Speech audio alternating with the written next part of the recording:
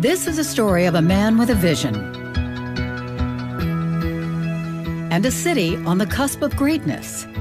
And a prince brought the World Athletes Monument to Atlanta's Pershing Point, commemorating the 1996 Centennial Olympic Games. Like the Prince of Wales, Rodney Mims Cook Jr. believes in smart urban planning and building monuments that preserve history. People are attracted to beauty, and people are attracted to civic gestures that tell them something good about their culture. People do not go to London and Paris and Beijing to see a World Congress Center. Rodney founded the National Monuments Foundation with the mission of inspiring the future through history. The foundation's home, the 100-foot-tall Millennium Gate, a triumphal arch with allegorical statues housing the Georgia History Museum at Atlantic Station. My father had a sort of epiphany when we opened this building. I think he finally decided that I was not going to come work for his insurance company. His late father, Rodney Mims Cook, a 20-year city alderman and legislator well known for his commitment to civil rights, urged his son to find the old plans for a park in Vine City. The park was developed by then-Mayor Livingston Mims and was designed by renowned landscape architect Frederick Law Olmsted, that featured greenhouses, hence the name Vine City, and was home to Atlanta's first integrated children's playground. He said, that neighborhood needs it, and you seem to like building stuff like this. Mimso, quit talking and get to work. Mayor Reed heard about it. Long story short, in the council, Ivory Young, Councilman Young. Rodney, who was a descendant of Livingston Mims, expressed his desire to replace the park, but with a twist. The Mims Park of today features opportunities to commemorate the contributions of so many historically relevant people that lived in Vine City and served Atlanta and are known across the world. A delegation from Atlanta travels to England, and Prince Charles shares insights and supports the revitalization of Vine City and English Avenue. I was really encouraged that Kasim and the Prince of Wales got on so well. And it will bode well for our city, too, because they're great urban planners. Former Atlanta Mayor, the Honorable Ambassador Andrew Young, knows well the importance of the Vine City neighborhood that sits in the shadow of the Georgia Dome. Vine City has always been one of the hearts of Black Atlanta. And at the top of Vine City was Sunset Avenue, a street on which Julian Bond lived, Martin Luther King. But even before them, Walter White, one of the early presidents of the NAACP, and W.E.B. DuBois, one of the great scholars of our time.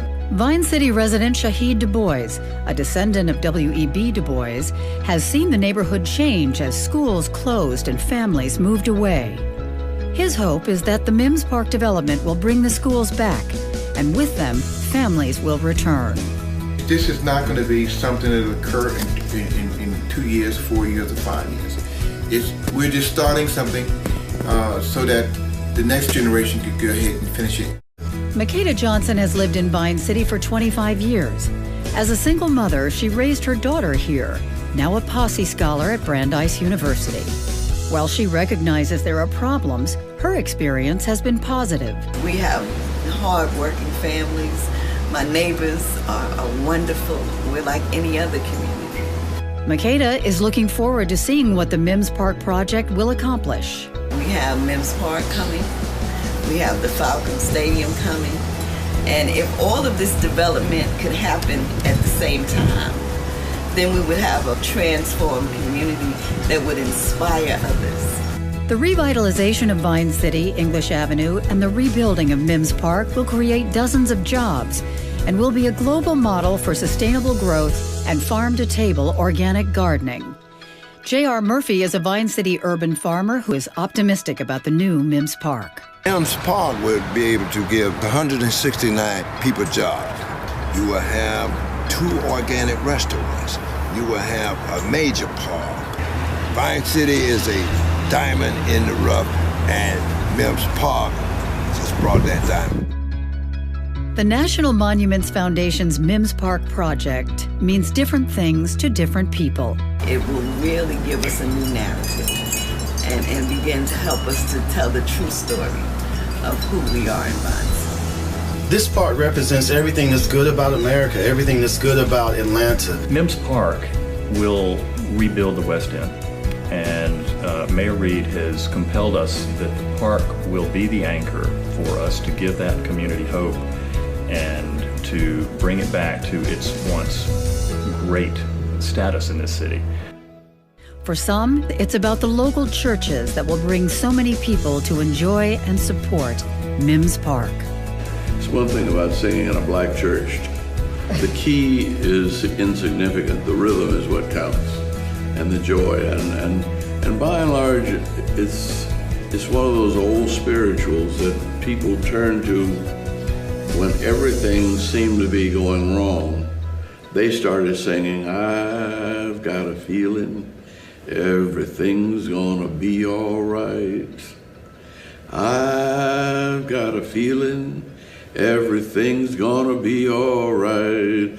Well, I've got a feeling everything's gonna be all right. Be all right, be all right, be all right." Another thing that Mims Park also has in the future coming to us is the Souls Grown Deep Foundation collection, which was assembled by Bill Arnett of this city and has been warehoused on the west side for the last 30 to 35 years. It's a collection of African American Southern artists who felt compelled to create with anything that they could find. And Mr. Arnett has amassed over 12,000 works. The Metropolitan Museum of Art, arguably the world's greatest museum, has now acquired 57 works from this extraordinary Southern collection. And Ambassador Andrew Young, my co-chairman with Historic Mims Park, who has written the foreword in the collection of books on this extraordinary collection, Andy and I have announced to the city that we will be housing with this foundation their collection in the museum at Mims Park. It is truly one of the most extraordinary circumstances that Atlanta will possess, and it will instantly put us on the world stage for the art world. We've never been there before, and this is a Southern grown collection that is going to change the world, according to the Metropolitan Museum of Art. The National Monuments Foundation, inspiring the future through history.